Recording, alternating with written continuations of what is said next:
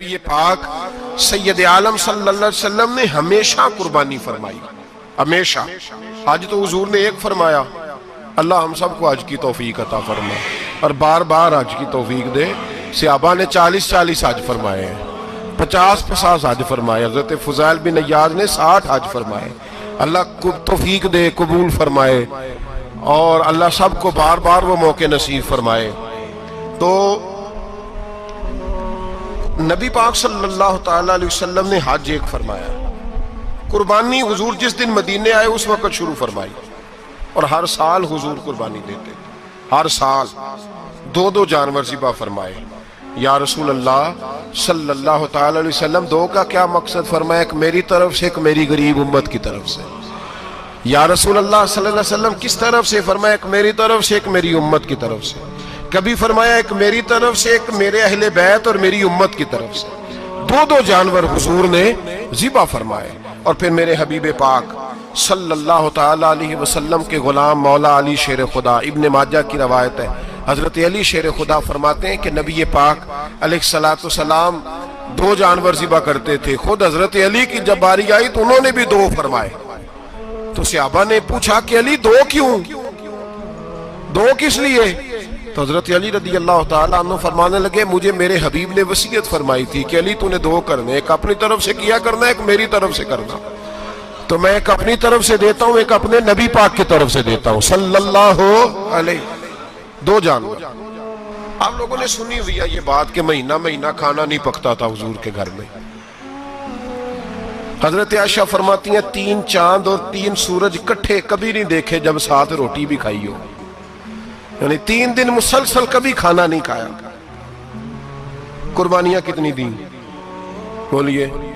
حضرت علی شیر خدا کا مکان کوئی نہیں اپنا، کوئی گھر نہیں بنایا۔ مولا کائنات شیر خدا، میں نے یہ بات پھر دہرا رہا ہوں، پہلے بھی میں نے عرض کی تھی، پکا کرنے کے لیے دہرا رہا ہوں۔ حضرت علی کا کوئی کاروبار نہیں بظاہر۔ بی بی صاحبہ فرماتی ہیں کہ کئی ہفتے صرف سرکہ اور کھجوریں۔ قربانیاں کتنی؟ اسی سارے صاحب لان ٹورے ہیں کہ ساڑھے تے لگ دیئے کہ نہیں، پکا۔ اور پھر جب بات ہوتی ہے دینے کی تو ماحول اور ہوتا ہے، جب لینے کی باری ہوتی ہے تو ماحول اور ہوتا ہے۔ قربانی واجب ہے اس شخص پر جس کے پاس 52.5 تولے چاندی یا 7.5 تولے، لیکن میں 7.5 تولے والا فتویٰ نہیں دیتا، میں 52.5 تولے چاندی والا فتویٰ دیتا ہوں، اس لیے کہ 52.5 تولے چاندی تو شاید تولہ یا 1.5 تولہ سونے کے برابر ہی ہو جائے، ٹھیک ہے نا جی؟ تو 7.5 تولے سونا 50-60 ہزار روپیہ جس آدمی کے اکاؤنٹ میں موجود ہے وہ قربانی کرے۔ بلکہ امام شافعی رحمۃ اللہ علیہ فرمایا کرتے تھے جس نے 3 کمروں کو تالا لگایا ہوا ہے وہ 3 کمرے فارغ ہیں، اس کے کسی کام کے نہیں، ان کی قیمت کا حساب لگائے۔ چھت پہ سٹور بنا دیا ہے، کوئی مطلب نہیں اس کا، اور جو ویسے رکھی ہوئے ہیں کوئی معنی ہی نہیں کمرے کا، فرماتے تھے حساب لگائے، قربانی کرے۔ رب کریم کی بارگاہ میں دینے کا جب معاملہ آیا تو تم گول کر گیا کام۔ میرے رسول کائنات سرور عالم صلی اللہ علیہ وسلم کا جب اپنے لیے چیزیں استعمال کرنے کا ماحول ہے تو محبوب پاک علیہ السلام نے مہینہ روٹی نہیں پکائی۔ یہاں جو آدمی ہر جمعرات کو 4 کلو بکرے کا گوشت پکاتا ہے اور ہر تیسرے دن مرغی کا گوشت لاتا ہے، وہ قربانی کی باری آتی ہے تو کہتا ہے میرے پہ لگتی نہیں۔ وہ ٹھیک ہے ابا جی لے آئے، ابا جی کی طرف سے قربانی ہے، اس دفعہ ابا جی کی، اگلی دفعہ اماں جی کی، اس سے اگلی دفعہ دادی جی کی۔ او خدا کے بندو، جس آدمی کے پاس پیسے ہیں پہلے اپنی قربانی واجب ہے۔ میری بات کی سمجھ آ رہی ہے عزیزوں کو؟ جو آدمی صاحب استطاعت ہے پہلے کس کی قربانی کرے گا؟ وہ کمائی کرتا ہے، اس کے اپنے اکاؤنٹ میں تنخواہ آتی ہے، ابا جی کے اکاؤنٹ میں نہیں آتی۔ اس نے اپنا بینک بیلنس چوری بھی رکھا ہوا ابا جی سے۔ پہلے اپنی قربانی کرے، اگر اس کو شوق ہے، دل کرتا ہے تو ایک اور خریدے، پھر ابا جی کی طرف سے کرے۔ اگر اللہ نے توفیق دیا تو ایک اور خریدے، اماں جی کی طرف سے کرے۔ اور اگر اس کے دل کو اللہ ٹھنڈک عطا کرے، سکون کرے، تو پھر اپنے رسول کی طرف سے بھی قربانی دے، پھر اپنے محبوب کی جانب سے بھی قربانی کرے۔ نبی پاک صلی اللہ تعالیٰ علیہ وسلم نے ہر سال 2 قربانیاں دی، 10 سال۔ کل کتنی ہوگی 10 سالوں میں؟ بولیے۔ اور جب حضور حج کرنے گئے نبی پاک نے 63 اونٹ ذبح فرمائے۔ ایک اونٹ میں کتنی قربانیاں ہوتی ہیں؟ 63 اونٹ حضور نے ذبح فرمائے. اور حدیث بڑی مزیدار ہے. حضرت ابو ہریرہ رضی اللہ تعالیٰ عنہ فرماتے ہیں کہ جب اونٹ ذبح کرنے کی باری آئی تو ہم سوچ رہے تھے، پریشان تھے کہ یہ تو بڑا مشکل ہے ذبح کرنا، بڑا مشکل ہے، اس کو تو نہر کرنا پڑتا ہے، گرانا پڑتا ہے، باندھنا پڑتا ہے. سب سے مشکل کام اونٹ ذبح کرنا ہے. تو نبی پاک صلی اللہ علیہ وسلم کی تو عادت کریمہ ہے، اپنے ہاتھ سے ذبح کرتے ہیں حضور. وہ ہمارا اللہ خیر کرے، اب اللہ ہی حافظ ہے.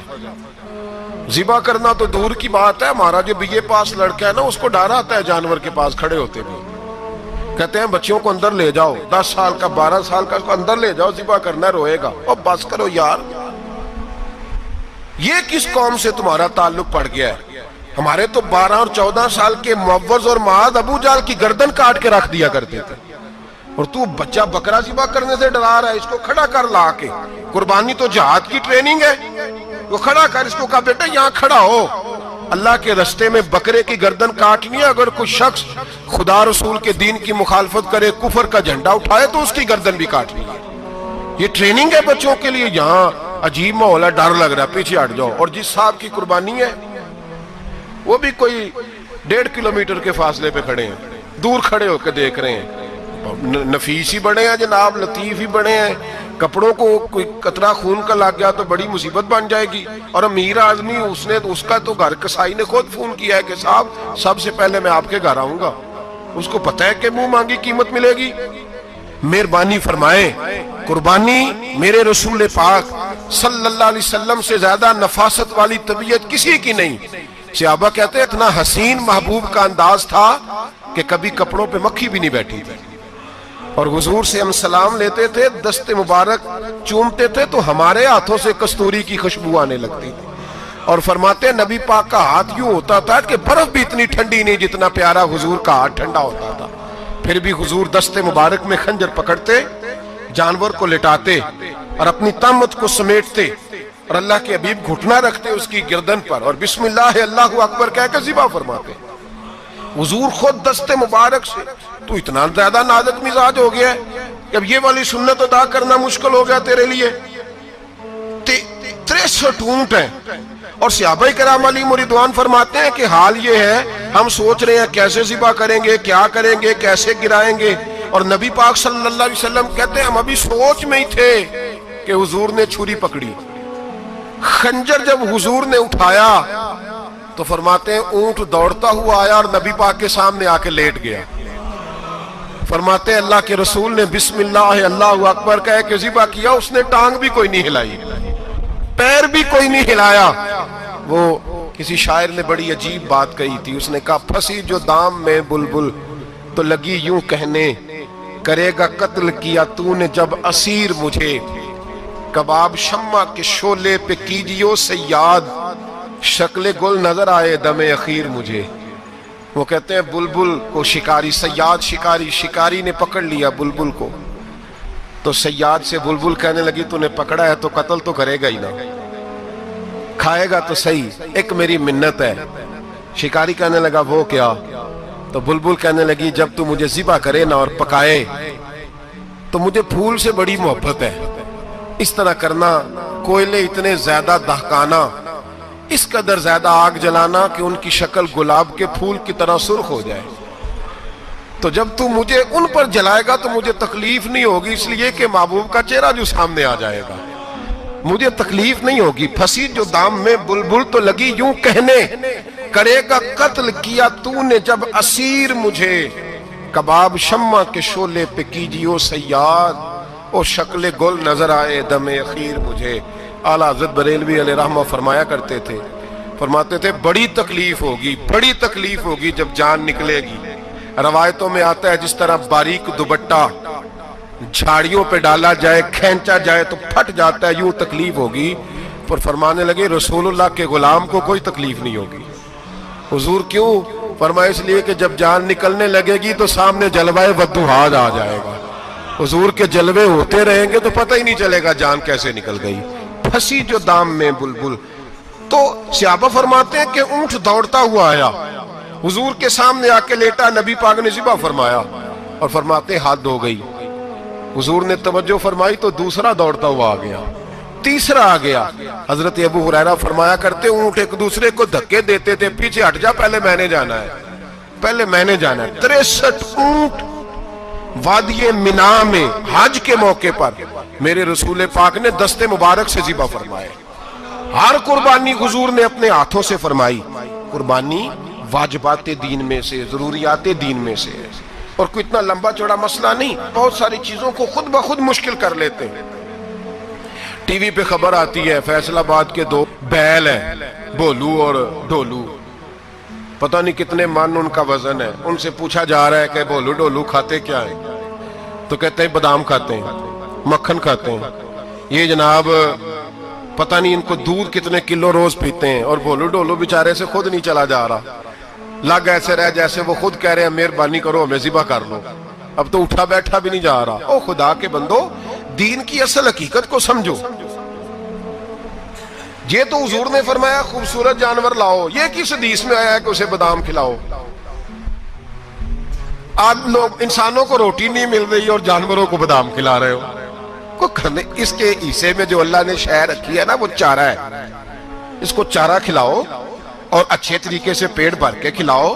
جانور کو پیٹ بھر کے چارہ کھلایا جائے تو جتنی اس کی طبیعت ہوتی ہے اس حساب سے وہ صحت مند ہو جاتا ہے. باقی یہ تو آپ کسی شخص کو اتنا کھلا دیں کہ اس کا پیٹ اتنا بڑا ہو جائے, پھول جائے, تو وہ بیچارہ تکلیف میں آئے گا کہ نہیں آئے گا؟ یہ کس قسم کا ماحول ہے؟ ایک بکرا بکا لاہور میں اور سیٹھوں نے شرطیں لگائی ہوئی ہیں, میں 5 لاکھ کا لایا ہوں تو میں 9 لاکھ کا. یہ کیا چکر ہوا؟ مجھے اتنا کھلایا جی اس کو فلاں چیز. یہ کس نے کہا ہے کھلانے کا؟ بادام کھانا کس حدیث میں آیا؟ کس صحابی نے اپنے بکرے کو بادام کھلائے؟ کس نے مکھن کھلایا؟ کس نے پیڑے کھلائے؟ بس کرو, عجیب تماشا لگ گیا ہے. اور یہاں تو اتنی بری حالت ہو گئی ہے کہ عورتیں ناچنے لگی ہیں قربانی کے جانوروں کے آگے, بیبیاں بیچنے لگی ہیں. اللہ کے غضب کو آواز نہ دو. یہ قربانی ہے کہ ہر چیز کا, مذہب کی ہر شے کا مذاق بنا دیا ہے. جس دین نے عورت کی اپنی قربانی بھی ہو تو اس کو ذبح کرنے کی اجازت نہیں دی, مرد ذبح کرے گا. جو دین کہتا ہے کہ عورت ذبح نہیں کرے گی, وہ عورت بیچ سکتی ہے اللہ کے جانور. جہاں جس کا میں نے رمضان میں بھی کہا تھا, پھر بات دہراتا ہوں, سارا سال ناچتے گاتے ہیں اور عید کا موقع آتا ہے تو 2-4 مولوی بٹھا کے وہ دین سکھانا شروع کر دیتے ہیں. کوئی پتہ ہی نہیں, کوئی خبر ہی نہیں.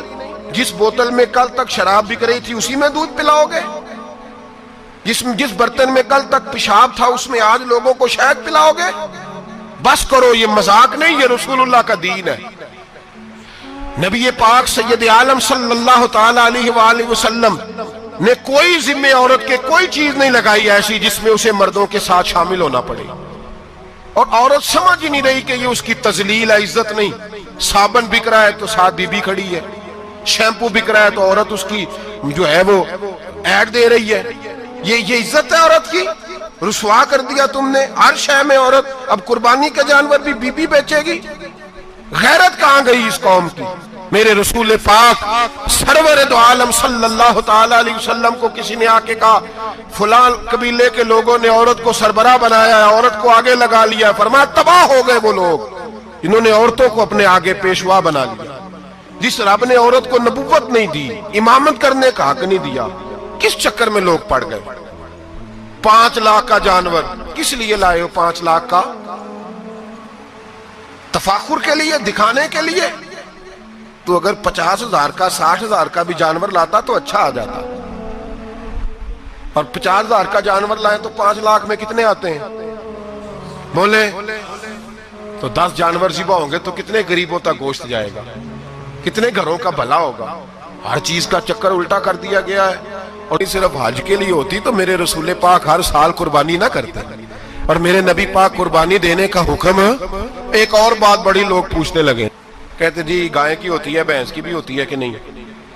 چلو جی اب نئی بات نکل آئی.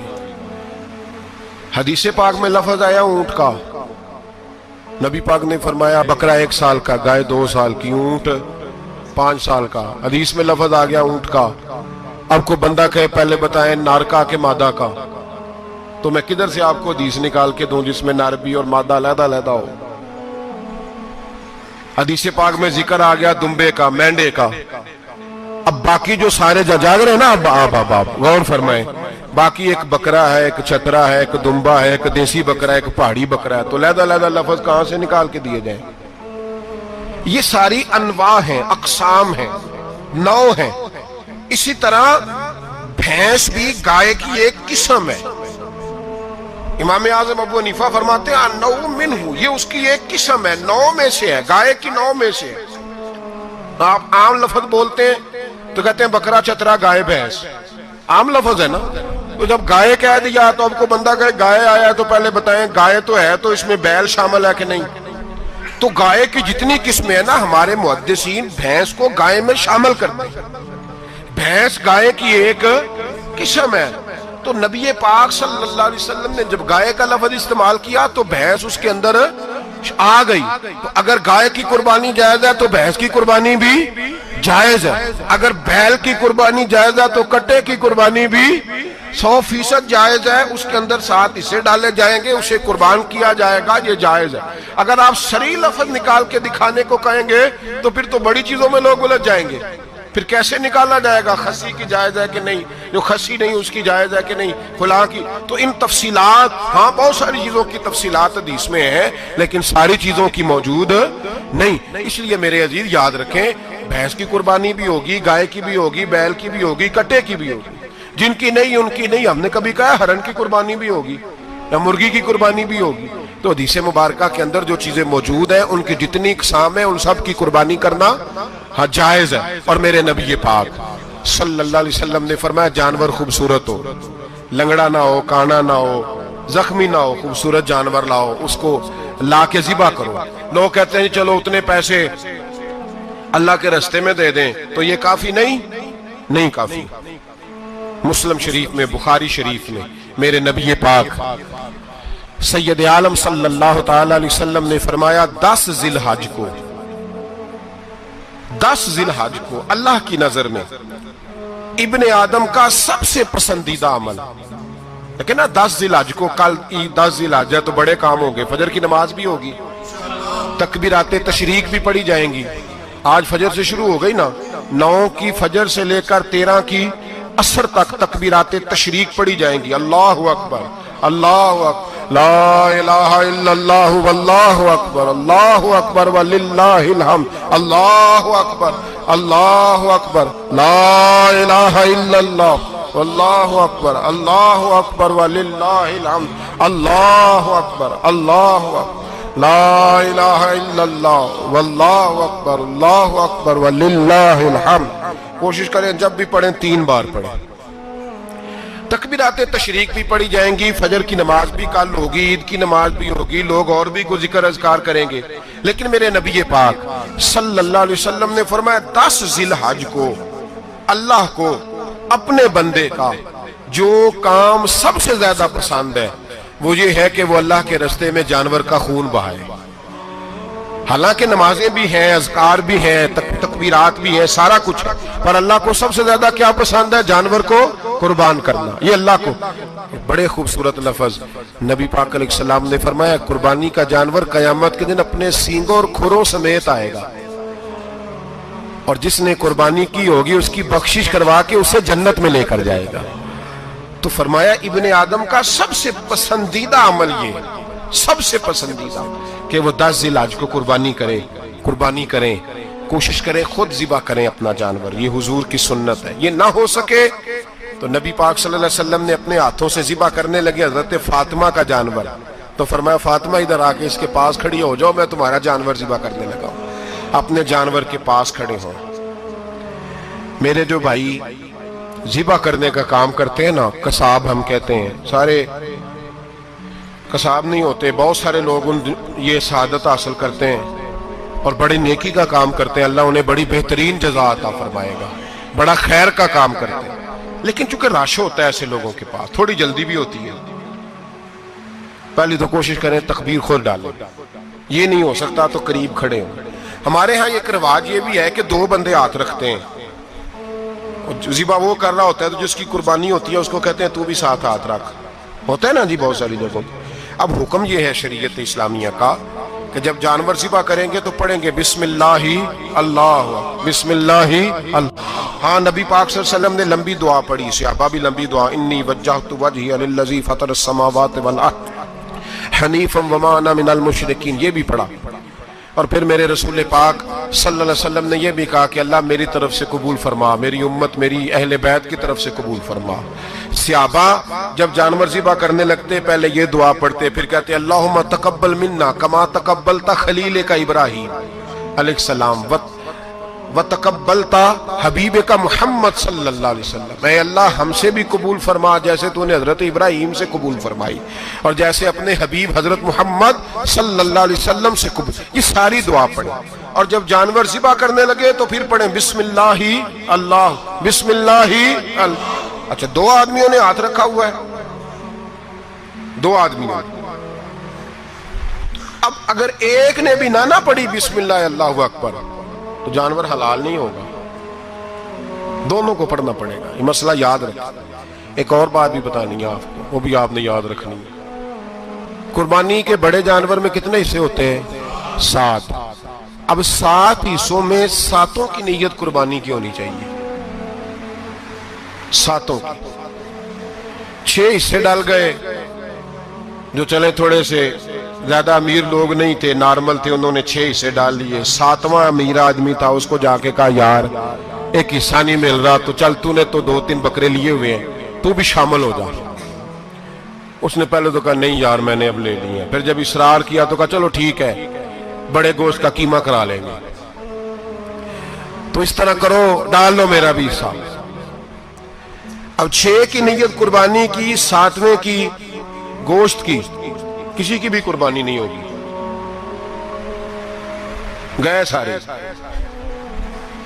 اب اس کے لیے شرط کیا ہے کہ اس کو بھی آپ، اصل میں ہمیں مسائل نہیں آتے، نہ ہم سیکھتے ہیں نہ پتہ کرتے ہیں، پھر خرابی ہوتی ہے۔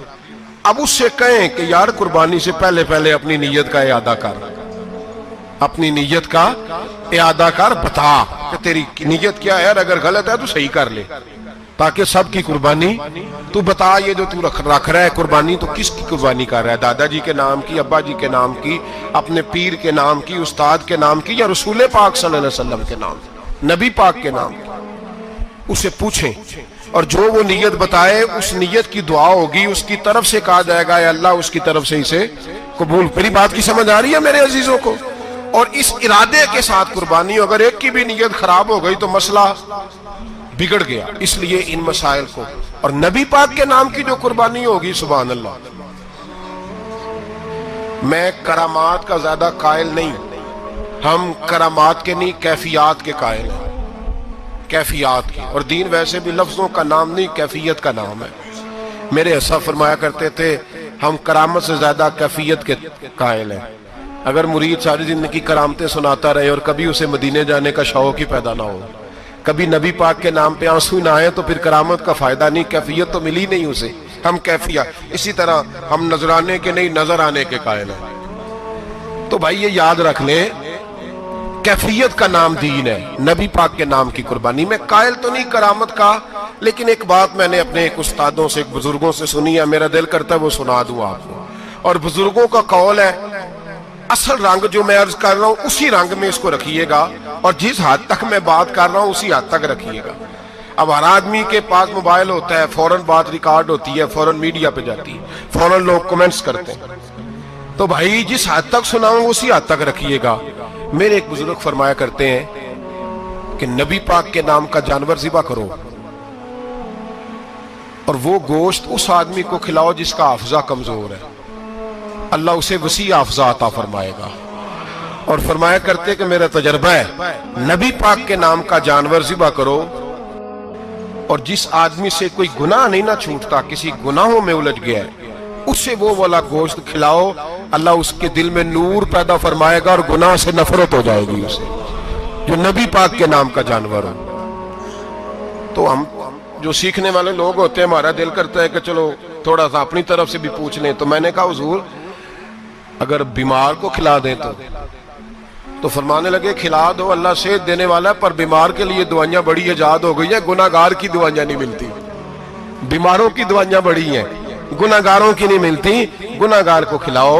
इसलिए कि जो चीज मुस्तफा के नाम से मंसूब हो जाती है, रब उसकी बड़ी कदर फरमाता है, अल्लाह उसकी बड़ी कदर करता है। जो चीज नबी पाक के नाम से मंसूब हो जाती है, अल्लाह उसकी बड़ी कदर फरमाता है। मेरे नबी पाक अलैहिस्सलाम ने फरमाया, मेरा कलमा पढ़ने वाला मोमिन जब दोज़ख से गुजरेगा तो दोज़ख कहेगी जल्दी जल्दी गुजर जा, जल्दी जल्दी। जहन्नम की आग कहेगी जल्दी जल्दी गुजर जा, जल्दी।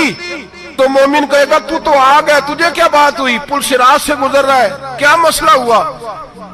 उसके पास से गुजर रहा है दोज़ख के, तो पास से गुजरते वक्त भी कहते जल्दी गुजर जा, कहीं ऐसा ना हो कि तेरे नूर की चमक मेरी आंख को ही ठंडा कर दे। ये शान है उनके गुलामों की, तो सरकार का आलम क्या होगा। तो मेरे रसूल पाक अलैहिस्सलाम से जो शय मंसूब हो जाती है उसकी अल्लाह बड़ी कदर फरमाता है, जब ही तो हमारी कदर है।